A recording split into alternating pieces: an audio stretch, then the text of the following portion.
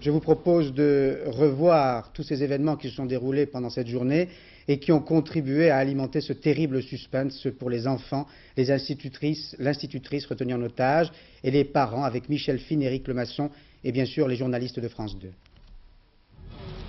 Cette fourgonnette blanche qui se fraye un passage vers l'école commandant Charcot contient une partie de la rançon réclamée par le preneur d'otages.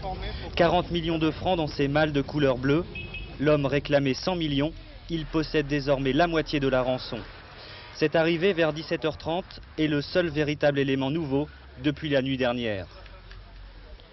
Minuit hier soir, Nicolas Sarkozy, qui mène avec Louis Bayon, patron du RAID, les négociations, quitte la maternelle. Il va rejoindre au ministère de l'Intérieur Charles Pasqua et le Premier ministre Édouard Balladur. 3 quarts d'heure plus tard, Nicolas Sarkozy revient à Neuilly, porteur d'une petite partie de la rançon, 5 millions de francs. Le preneur d'otages fait alors une dernière concession, un 14e enfant, une petite fille, est libéré. Le calme reviendra au milieu de la nuit. Vers 4 heures du matin, le forcené demande qu'on le laisse tranquille, il veut se reposer. Comment s'est passée la nuit pour les enfants? Elle s'est passée de façon relativement calme, oui. Les enfants ont dormi, il n'y a pas eu de préoccupation de ce point de vue-là pour le moment. Et le preneur d'otages a bu du café, il est resté éveillé aussi? Oui, il est resté éveillé, peut-être même s'est-il assoupi un petit peu à un moment donné. Mais de toute façon, pour le moment, la situation paraît assez bien maîtrisée, donc il faut continuer certainement dans cette voie. Je crois que c'est la seule voie possible. Les 6 enfants dorment dans un coin de la classe. Leur institutrice Laurence Dreyfus les entoure.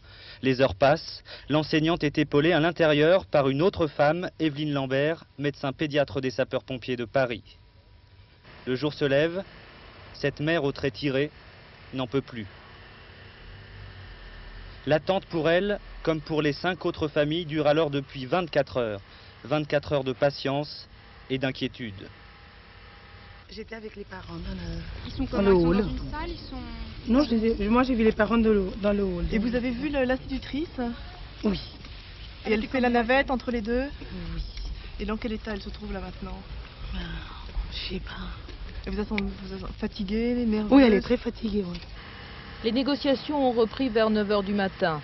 Le preneur d'otages semble toujours aussi déterminé.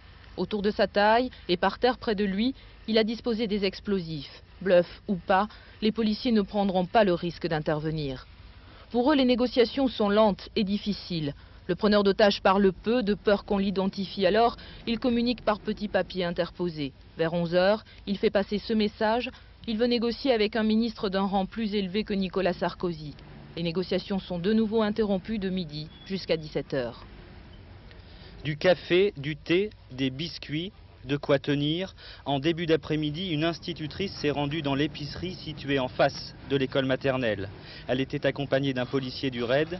Le RAID qui est toujours en position sur les toits alentours. Une trentaine d'hommes, tous formés aux techniques d'assaut.